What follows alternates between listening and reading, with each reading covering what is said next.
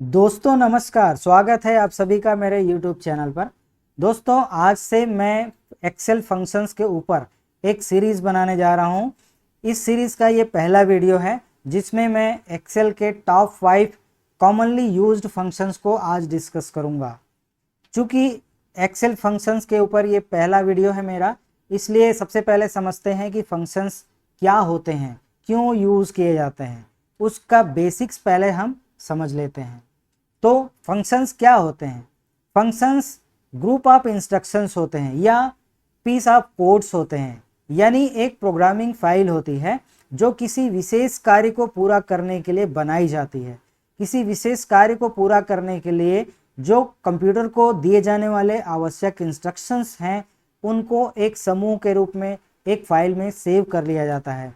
इन्हें ही हम programming codes बोलते हैं, पीस ऑफ कोड्स बोलते हैं, और इन्हें ही हम फंक्शंस के रूप में समझ सकते हैं। यानी फंक्शंस एक प्रोग्रामिंग ही है, कंप्यूटर लैंग्वेज में लिखी गई एक प्रोग्रामिंग फाइल ही है जिसको हम आवश्यकता पड़ने पर कॉल करते हैं। फंक्शंस टूल्स होते हैं। जैसे आप किसी बड़े प्रोजेक्ट पर काम कर रहे हैं, एक्सेल में कोई रिपोर्ट तैयार कर रहे हैं या कोई एनालिसिस कर रहे हैं, तो उस एनालिसिस को करने के लिए, रिपोर्ट को तैयार करने के लिए कभी कभी छोटे छोटे टूल्स की ज़रूरत पड़ती है, छोटे छोटे फंक्शंस की ज़रूरत पड़ती है, जिससे हमारा काम आसान हो जाता है। हम अच्छा रिपोर्ट्स बना सकते हैं, हम अच्छा एनालिसिस कर सकते हैं। तो ऐसे छोटे छोटे टूल्स के रूप में फंक्शंस को इस्तेमाल किया जाता है। इसको आप रियल लाइफ में समझें तो रियल लाइफ में भी हम बहुत सारे टूल्स इस्तेमाल करते हैं। जैसे आप कोई बुक लिख रहे हैं तो बुक लिखने के लिए आपको पेपर की ज़रूरत पड़ती है, पेन की ज़रूरत पड़ती है, लैंप की ज़रूरत पड़ती है।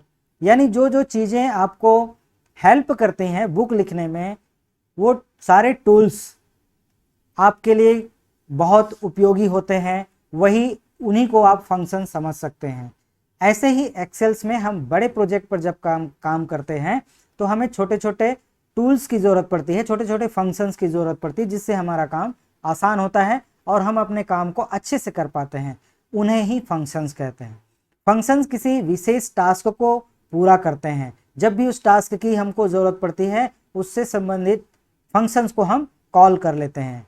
तो ये होते हैं फंक्शंस के डेफिनेशंस, ये है फंक्शंस का बेसिक्स। दोस्तों अब हम समझते हैं फंक्शंस के पार्ट्स कितने होते हैं, कितने पार्ट्स में हम फंक्शंस को डिवाइड कर सकते हैं। तो फंक्शंस को 3 पार्ट में हम डिवाइड कर सकते हैं। पहला, फंक्शन का नाम। आपको फंक्शन का नाम पता होना चाहिए कि कौन से फंक्शंस को आप कॉल करने जा रहे हैं, ठीक है। दूसरा, उस फंक्शंस को कौन कौन से आर्गुमेंट्स की ज़रूरत पड़ती है। दूसरा पार्ट होता है आर्गुमेंट्स। तो आर्गुमेंट्स क्या होते हैं? किसी फंक्शंस को काम करने के लिए, यानी जिस काम के लिए वो बनाया गया है वो फंक्शंस, उस काम को पूरा करने के लिए उस फंक्शन को जिन वैल्यूज़ की, जिन चीज़ों की उसको ज़रूरत पड़ेगी, उसको बोलते हैं आर्गुमेंट्स। ये आर्गुमेंट्स हमको उस फंक्शंस को पास करना होता है, उस फंक्शंस को देना होता है, और ये ब्रैकेट्स में दिए जाते हैं, ठीक है। अब वो फंक्शंस के ऊपर डिपेंड करता है कि उसको कितने वैल्यूज़ की, कितने आर्गुमेंट्स की ज़रूरत पड़ती है। हर फंक्शंस को अलग अलग आर्गुमेंट्स की ज़रूरत पड़ती है, और ये आर्गुमेंट ज़रूरी नहीं है। कोई ऐसे फंक्शंस होते हैं जिन्हें बिल्कुल भी आर्गुमेंट्स की ज़रूरत नहीं पड़ती है। किसी फंक्शंस को एक आर्गुमेंट की ज़रूरत पड़ती है, किसी को 2, किसी को 3। तो ये फंक्शंस के ऊपर डिपेंड करता है कि उसको आर्गुमेंट्स की ज़रूरत है या नहीं है तो कितने आर्गुमेंट्स की ज़रूरत है, ठीक है। उसके बाद होता है रिटर्न वैल्यूज़, यानी कि वो फंक्शंस काम करने के बाद, अपना काम पूरा करने के बाद आपको क्या रिटर्न करके देता है। यानी जिस चीज़ के लिए आप उस फंक्शन को कॉल करते हैं उसका एंड रिजल्ट वो आपको देता है, वही उसका रिटर्न वैल्यू कहलाता है। तो ये फंक्शंस 3 पार्ट में डिवाइड होते हैं। फंक्शन का नाम, उसको दिए जाने वाले आर्गुमेंट्स और उसके रिटर्न वैल्यूज़। ये तीनों चीज़ें आपको पता होनी चाहिए पर्टिकुलर किसी फंक्शंस को यूज़ करने के पहले। अब हम देखते हैं इन फंक्शंस को वर्कशीट पर कैसे यूज़ किया जाता है। तो किसी भी फंक्शंस को वर्कशीट में लिखने का एक निश्चित तरीका होता है, एक निश्चित स्ट्रक्चर होता है जिसको हम सिंटैक्स बोलते हैं। उस सिंटैक्स के आधार पर ही हम उस फंक्शंस को अपने वर्कशीट पर लिख सकते हैं। जैसा कि ये आप देख पा रहे हैं, इस वर्कशीट में एक monthly data sales report show किया जा रहा है। इसमें सबसे पहले कॉलम में प्रोडक्ट्स के नाम हैं और अलग अलग कॉलम में 12 महीनों के नाम हैं और महीने के हिसाब से इन प्रोडक्ट्स के जो सेल्स हुए हैं उसके डेटा यहाँ पर लिखे हुए हैं। मुझे एक रिपोर्ट चाहिए, जैसे कि यहाँ पे इस कॉलम में मुझे चाहिए टोटल सेल्स कितना हुआ पर्टिकुलर किसी प्रोडक्ट का, मैक्सिमम सेल कितना हुआ, मिनिमम सेल कितना हुआ, एवरेज सेल कितना हुआ और कितने महीने का सेल हुआ है। तो ये रिपोर्ट्स निकालने के लिए मुझे फंक्शंस की ज़रूरत पड़ेगी। तो सबसे पहला फंक्शन मैं यूज़ करूँगा सम फंक्शन, जो कि सबसे ज़्यादा यूज़ किए जाने वाला फंक्शन है। सम फंक्शंस कब यूज़ किया जाता है? जब हम एक से अधिक नंबर्स को जोड़ना चाहते हैं। जैसे कि इस कॉलम में मैं क्या चाहता हूँ, इस कॉलम में जो 12 मंथ्स का जो सेल है हर प्रोडक्ट का, उसका टोटल मैं यहाँ पर लिखना चाहता हूँ। इस कंडीशन में यूज़ किया जाएगा सम फंक्शन। सम फंक्शंस का आर्गुमेंट्स क्या होता है, उसका सिंटैक्स क्या होता है? उसका सिंटैक्स होता है, सबसे पहले तो हम सम लिखते हैं फंक्शन का नाम और ब्रैकेट के अंदर हम उन नंबर्स के लिस्ट देते हैं जिन नंबर्स को हम जोड़ना चाहते हैं। ठीक है, तो यहाँ पर सबसे पहले मैं इक्वल का साइन लगाऊंगा। जैसे ही आप इक्वल का साइन लगाते हैं एक्सेल समझ जाता है कि अगला जो वर्ड आप लिखने वाले हैं वो किसी फंक्शन का नाम लिखने वाले हैं। तो जैसे ही मैं कोई भी की यहाँ पर दबाता हूँ, उस की से संबंधित, उस की को मैच करने वाले जितने भी फंक्शंस हैं एक्सेल के पास, उसके लिस्ट आपको दिखाई पड़ने लगते हैं, जिसमें से आप पर्टिकुलर किसी एक फंक्शन को सेलेक्ट कर सकते हैं। तो मैं यहाँ पर लिख सकता हूँ फंक्शन का नाम और यहाँ से मैं ब्रैकेट ओपन करता हूँ और यहाँ पर मैं आर्गुमेंट्स पास करता हूँ। सपोज मैं कुछ नंबर्स पास कर देता हूँ, जैसे ये 3 नंबर्स मैं पास कर देता हूँ और यहाँ पर ब्रैकेट क्लोज करके एंटर करता हूँ। तो यहाँ पर जो नंबर्स मैंने पास किया 3 नंबर, उसको सम करके उसका टोटल यहाँ पर मेरे को दिखा दिया। लेकिन ये स्टैटिक डेटा है और स्टैटिक डेटा पर काम करने का कोई फ़ायदा नहीं है, क्योंकि जब मैं यहाँ से कोई भी डेटा यहाँ पर चेंज करता हूँ तो इस रिजल्ट पे कोई फर्क नहीं पड़ता, ये रिजल्ट चेंज नहीं होता है, जबकि चेंज होना चाहिए। तो कैसे यूज़ करना है सम फंक्शंस को या किसी भी फंक्शंस को? तो हमेशा डायनामिक डेटा पर उसको यूज़ करना है। जैसे एग्जांपल मैं आपको बता रहा हूँ, फिर से मैं वो फार्मूला लगाता हूँ, इक्वल सम लिखता हूँ, ब्रैकेट ओपन करता हूँ और यहाँ पर मैं रेंज देता हूँ। कोई स्टैटिक नंबर ना दे करके, कोई स्टैटिक डेटा ना दे करके मैं यहाँ पर एक रेंज देता हूँ और ब्रैकेट क्लोज करके मैं एंटर करता हूँ। अब यहाँ पर देखिए जो रिजल्ट आया वो इस रेंज का रिजल्ट है, ना कि किसी स्टैटिक नंबर का। तो इसका फ़ायदा क्या है कि जैसे ही मैं किसी वैल्यूज़ पर, यहाँ पर इस रेंज के किसी भी वैल्यूज़ पर मैं कोई चेंजेस करता हूँ, ये रिज़ल्ट अपने आप अपडेट हो जाता है। ठीक है, जैसे मैं यहाँ पर चेंज करूँ तो देखिएगा ये जो रिज़ल्ट है अपने आप अपडेट हो जाएगा इस तरह से। तो ये है डायनामिक डेटा पर काम करने का फ़ायदा। ठीक है, तो इस प्रकार से सम फंक्शन काम करता है। अब हम अगला फंक्शन देखेंगे जो कि है मैक्स फंक्शन। तो मैक्स फंक्शन का सबसे पहले हम सिंटैक्स देख लेते हैं, उसका सिंटैक्स क्या है। तो मैक्स फंक्शन का सिंटैक्स है, नाम लिखेंगे मैक्स और इसको आर्गुमेंट्स के रूप में हम नंबर्स पास करेंगे, एक से अधिक नंबर्स को पास करेंगे। मैक्स फंक्शन कब यूज़ किया जाता है? जब हम एक से अधिक नंबर्स में जानना चाहते हैं कि कौन सा नंबर बड़ा है। जैसे कि यहाँ पर देखिए ये जो रेंज है, मैं जानना चाहता हूँ इस रेंज में जो सेल्स डेटा दिए गए हैं उसमें से सबसे बड़ा सेल्स कौन सा है। ठीक है, मैं यहाँ पर उसको निकालना चाहता हूँ। इस कॉलम में हर प्रोडक्ट का मुझे मैक्सिमम सेल चाहिए, तो यहाँ पर मैं मैक्स फंक्शन लगाऊंगा, इक्वल लिखूंगा और यहाँ पर लिखूंगा मैक्स, ब्रैकेट ओपन करूंगा और यहाँ पर मैं ये रेंज दे दूंगा जिस रेंज का मुझे मैक्सिमम नंबर चाहिए। तो यहाँ पर मैं रेंज दूंगा, ब्रैकेट क्लोज करूंगा और एंटर करूंगा।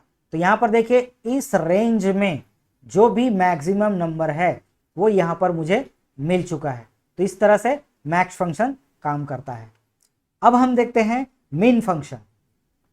मीन फंक्शन का सिंटैक्स देखते हैं। सबसे पहले मीन फंक्शन भी सबसे पहले मीन नाम लिखेंगे MIN और ब्रैकेट के अंदर हमको एक से अधिक नंबर पास करना होता है। इसका आर्गुमेंट्स भी नंबर होता है, जैसे सम फंक्शन का है, जैसे मैक्स फंक्शन का है, वैसे ही मेन फंक्शन के भी आर्गुमेंट्स हैं।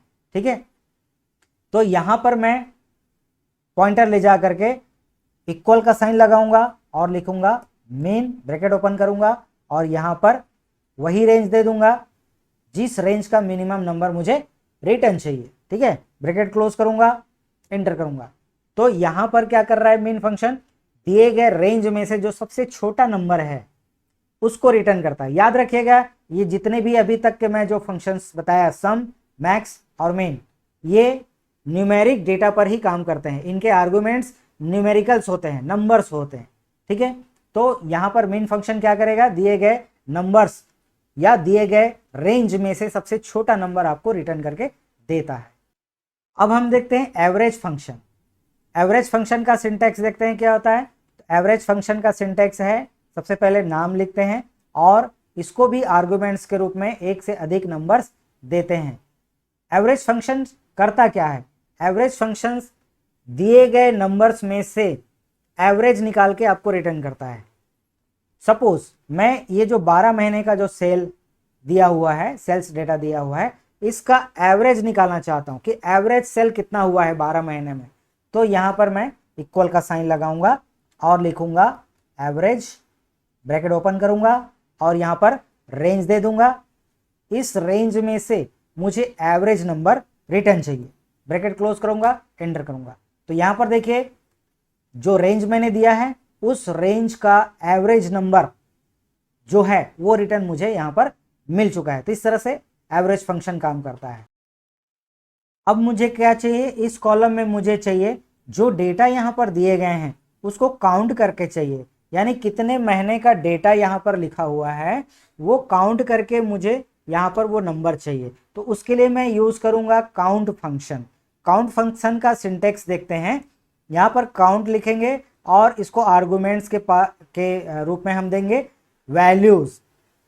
वो वैल्यूज टेक्स्ट वैल्यू भी हो सकता है, नंबर वैल्यूज भी हो सकता है, लेकिन काउंट फंक्शन हमको रिटर्न करता है नंबर्स वैल्यू को काउंट करके, कितने नंबर्स उस रेंज पर दिए गए हैं या जो आर्गुमेंट्स आपने दिया है उन आर्गुमेंट्स में कितने नंबर्स हैं उसको गिन करके वो रिटर्न करता है। जैसे कि यहाँ पर लिखना है इक्वल के बाद काउंट और ब्रैकेट ओपन करता हूं और यहाँ पर मैं रेंज दे देता हूं।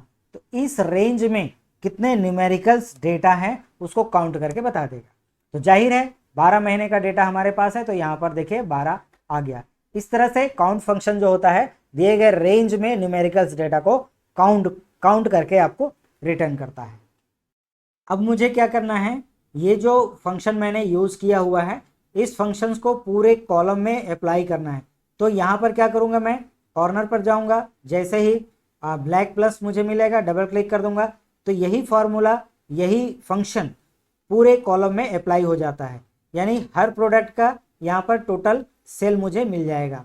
ऐसे ही मैं मैक्सिमम सेल के लिए करूँगा, उसी तरह से मिनिमम सेल के लिए, उसी तरह से एवरेज के लिए और उसी तरह से काउंट के लिए। ठीक है, तो ये मेरा काउंट आ गया।